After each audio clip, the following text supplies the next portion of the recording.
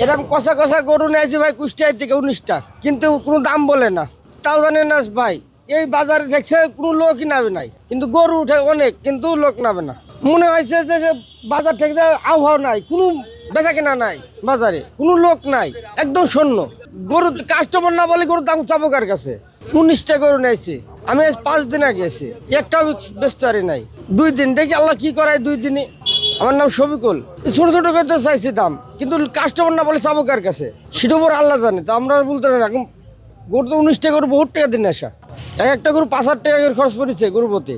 মোট গরু আছে আমার 19টা গরু 35 লাখ টাকা, না হলে খুব কষ্ট হবে। ওরে এ তো ফ্যান্টাস্টিক ধর্মঘট। বেস্ট ইনগ্রিডিয়েন্ট ও ইউরোপীয় মেশিনে তৈরি মজাদার কেক ফ্যান্টাস্টিক, যে ফানে সবাইকে টানে। কারণ বাসায় ঘুরে নিয়ে যেতে হবে, তাছাড়া তার কিছু করার নাই। লস তো অনেক বেশি হয়ে যাবে, বৃষ্টিতে আরো বেশি কষ্ট হয়ে যাচ্ছে, লোকজন নামছে না, দেখা যাচ্ছে না। আবার ভাই যে কাস্টমার আসবে, একটা কাস্টমার নাই। বৃষ্টিতে আমাদের খাওয়ার কষ্ট হয়েছে, বৃষ্টিতে গরুর খাওয়ার কষ্ট হয়েছে, বৃষ্টিতে আমাদের থাকার কষ্ট হয়েছে, বৃষ্টিতে আমাদের ঠান্ডা লাগছে, গায়ে জ্বর আসছে, গরুর আসছে গায়ে জ্বর ঠান্ডা। হ্যাঁ, সবাই ভিজে যাচ্ছে।